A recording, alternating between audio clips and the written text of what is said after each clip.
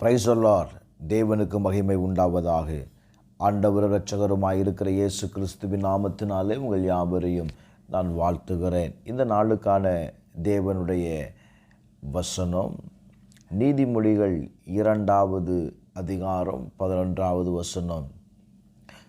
நல்லயோசனை உன்னை காப்பாற்றும், புத்தி உன்னை பாதுகாப்பும்.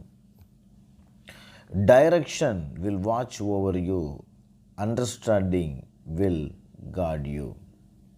எனக்கு அன்பானவர்களே, இந்த இடத்துல சாலமோன் சொல்லுகிற வார்த்தையை கவனியுங்கள். 2 காரியத்தை அவன் சொல்லுகிறான். விவேகமும் புரிதலும் நம்மை பாதுகாக்கும் என்று சாலமோன் இங்கே சொல்லுகிறதை நாம் பார்க்க முடியும். நீங்கள் நன்றாக கவனியுங்கள். நாம் ஒவ்வொருவருக்கும் 2 காதுகள், ஒரு வாய் ஆண்டவர் கொடுத்திருக்கிறார்.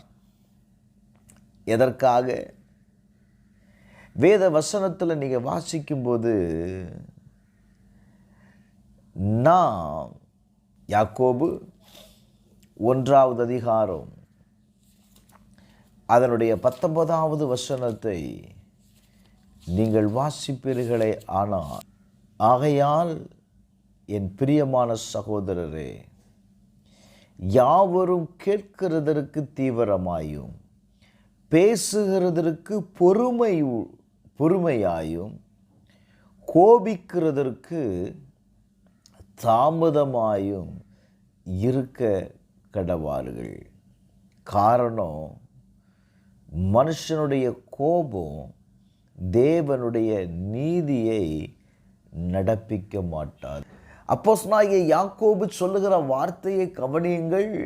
யாவரும் கேட்கிறதற்கு தீவிரமாக இருக்க வேண்டும்.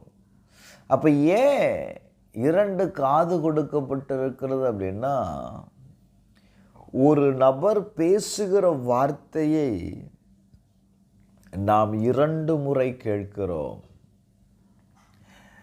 பேசப்படுகிற வார்த்தையை நாம் கவனித்து நீங்கள் பேசணுமா?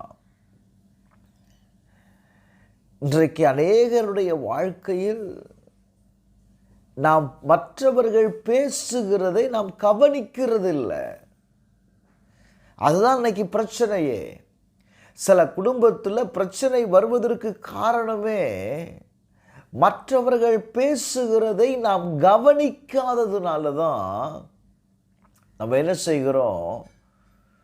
ஒரு காரியத்தை சரியாய் புரிந்து கொள்ள முடியாதபடி அல்லது அவர்களை புரிந்து கொள்ள முடியாதபடி நமக்குள்ள பிரச்சனைகள் உருவாகிறது. இன்னைக்கு அநேக பிரச்சனைக்கு காரணம் என்ன சொல்றாங்க?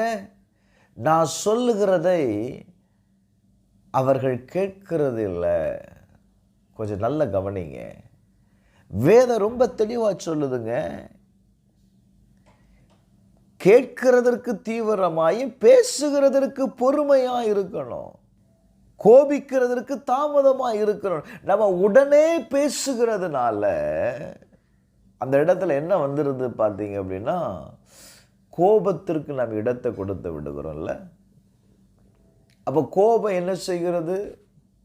தேவ நீதியை அது நிறைவேற்றுகிறது இல்லை.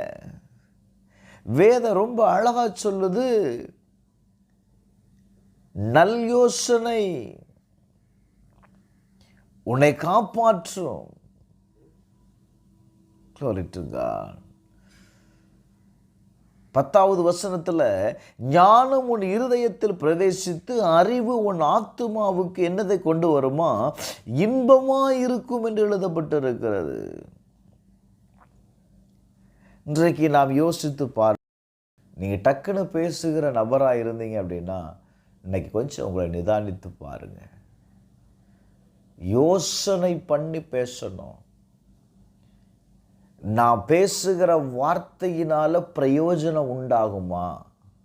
அதனால தான் வேதம் சொல்லுகிறது, நாம் பேசுகிற வார்த்தை மற்றவர்களுக்கு பக்தி விருத்தி அடைய பேசணும். நான் பேசுகிற வார்த்தையினால பிரயோஜனம் உண்டாகுமா? நான் பேசுகிற வார்த்தை இப்போ சரியா இருக்குமா? நான் பேசுகிற வார்த்தை இந்த சூழ்நிலையில் சரியா இருக்குமா என்று உணர்ந்து நீ பேசணும். நீங்க பேசுகிறதுனால ஒரு காரியம் முடிவடைகிறது இல்லை. லிசன், நீங்க பேசுகிறதுனால தான் அங்க பிரச்சனை வருகிறது அப்படின்னா நீ அமைதியா இருப்பது நல்லது. ஆவியானவர் இன்றைக்கு உன்னோடு கூட பேசுகிறார். நீங்க அப்படி அமைதியா இருந்துட்டீங்கன்னு வைங்களேன், வேதம் ரொம்ப அழகா சொல்லுது, மாறுபாடான பாதைகளிலும் கோணலான வழிகளிலும் நடக்கிறவர்களுக்கு நீ என்ன செய்யப்படுகிறாய்? தப்புவிக்கப்படுகிறாய். நீங்க இன்னைக்கு காலையில் ஒரு முடிவெடுங்க. என் வார்த்தை நான் இனி கவனம் செலுத்துவேன், நான் பேசுகிறதுல இனி கவனம் செலுத்துவேன் அப்படின்னு ஒரு முடிவு எடுத்துட்டீங்கன்னா அவசரப்பட்டு பேசாதீங்க. அதுதான் உன் பிரச்சனைக்கு காரணம். ஆண்டவர் சொல்றாரு, அநேக காரியத்திலிருந்து நீ தப்புவிக்கப்படுவ. செபிப்போமா? பரலோக பிதாவே, இயேசுவின் நாமத்தினாலே செபிக்கிறேன். எங்கள் வார்த்தைகள் பாதுகாக்கப்படட்டும். நல் யோசனை பண்ணி நாங்கள் வார்த்தைகளை பேச எங்களுக்கு உதவி செய்யும்.